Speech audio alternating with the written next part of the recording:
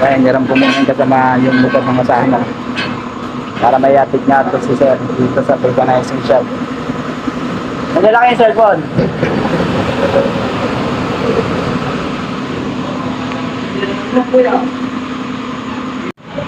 Yan, bago natin siyang iwan, siguraduhin po muna natin na gagawin po yung bike niya. Ngayong oras din po, around 12 a.m. ng 12:1800 hours sa oras po namin yun. Bali 12 a.m. na po ng 12 a.m. na po ng umaga. Ating gabi, yan. Yan.